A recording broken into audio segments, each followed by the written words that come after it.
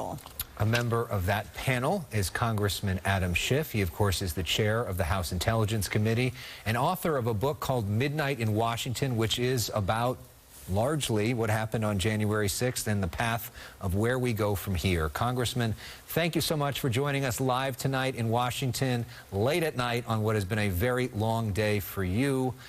Take us inside the room today. I know in the book you take us inside the room a year ago, but what was it like inside the room today?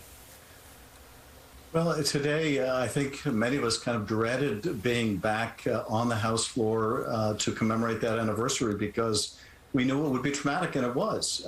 In talking to my colleagues, I think we all have the same sentiment that it brought back some very powerful memories about being in that chamber, hearing, the insurrectionists battering the doors, breaking the windows, trying to get into the House chamber.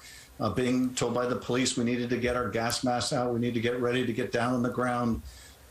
It was chaotic, and I think too the realization that our democracy is in even more peril today than it was a year ago was a difficult realization, but I think an accurate one. I know there was a moment today where you were a bit taken aback. Primarily because of the masks. It's hard to identify people. So we mentioned Liz Cheney was there on the House floor. Walk us through that moment because, as we just reported, she was there with her dad. Well, when I saw Liz there, I went over to talk with her. We serve on the select committee together. I have great respect for her courage. And she said, Adam, this is my father. And I looked over. I saw there was an older man standing next to her, but I didn't recognize him in his mask. And I said, oh, I'm sorry, Mr. Vice President, I didn't recognize you. And I told him, that he must be very proud of his daughter because she was showing such exceptional courage and that I respected her and appreciated that she was willing to speak the truth with all the consequences that entails for her. And what did he say to you, and what was that moment like for you as somebody who fought so hard against so many of the Bush-Cheney policies? It was very unusual to be having that conversation and to find as much common ground as we had. I want to be respectful of the former Vice President and allow him to make his own comments. But I can say generally we were both marveling over the fact that a year later, people were still pushing that big lie about the election and the damage it was doing to our democracy.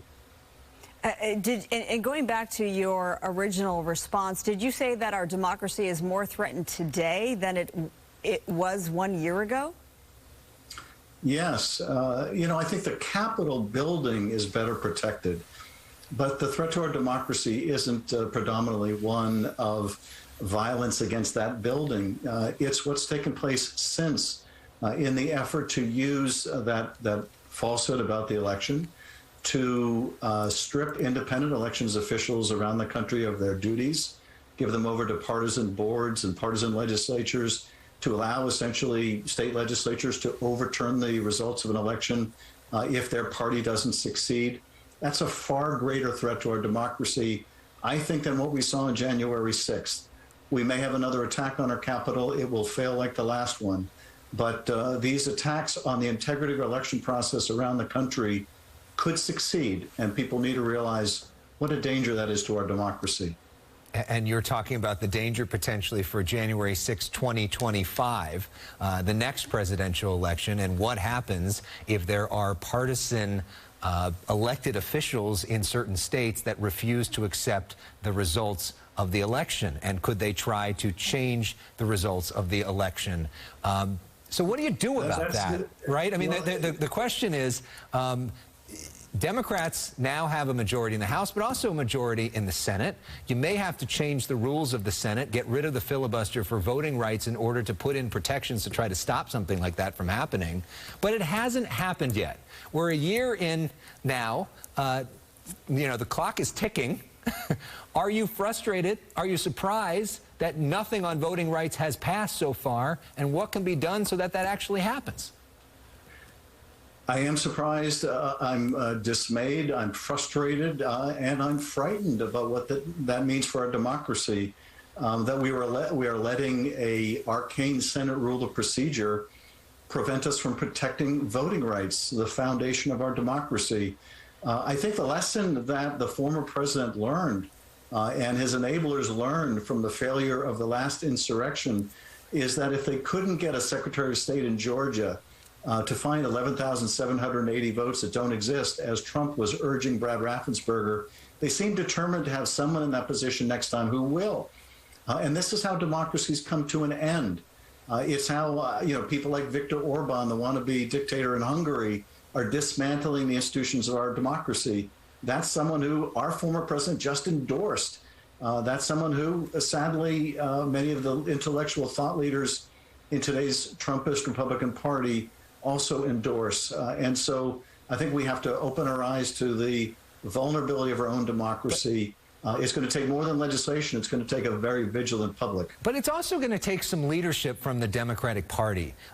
Is it a failure of leadership that President Biden and Senate Majority Leader Chuck Schumer have not been able to convince Senator Joe Manchin and Senator Kristen Sinema and others to go along with the plan you already passed in the House to actually put these protections in place? Because what you're talking about is a threat to our entire system. That's a 5-alarm fire, what you're describing. And why has more not been done from the Democrats in charge to, get the whole party together on this?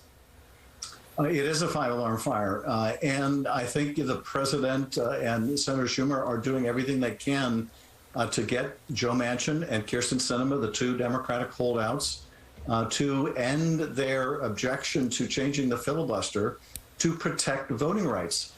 And I think the responsibility thus far for our failure to pass that legislation has to rest on those who are opposing it, which are those two senators, but also, I think almost every, with one exception, Republican senator who is also opposing the protection of voting rights.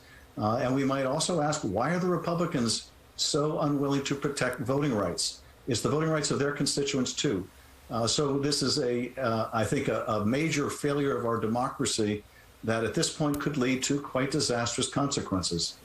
Well, we do have a statement from former President Donald Trump. As you know, he was going to hold really a news conference today from Mar-a-Lago. He canceled that, but he did issue a statement. He says this about today: the Democrats want to own this day of January 6th so they can stoke fears and divide America. I say let them have it because America sees through their lies and polarizations.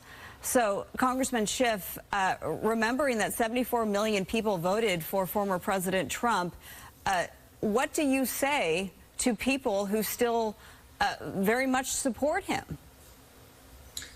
Well, look, I think, yes, 74 million people voted for the former president. That doesn't mean all of them believe the lie that he is telling about the election, that all of them believe that he, in fact, was the winner when he was the loser. There are a substantial number, unfortunately, of members of the Republican Party who do believe what Donald Trump is telling them. But we are so far down the rabbit hole with that former president that he's making the argument to people that the insurrection wasn't the attack, the violent attack on the Capitol on January 6th, but somehow the election itself, somehow the fact that more Americans participated in the election than ever before was somehow anti-democratic or un-American. You have to live in a pretty bizarro, upside-down world for that to make any sense. That's the world Donald Trump lives in, but it can't be the world that America lives in, or it'll be the end of our democracy. I'm running out of time, but just real quickly, can you give us a preview of what's next for the January 6th commission, including, are we going to be hearing from Mike Pence or potentially President Trump?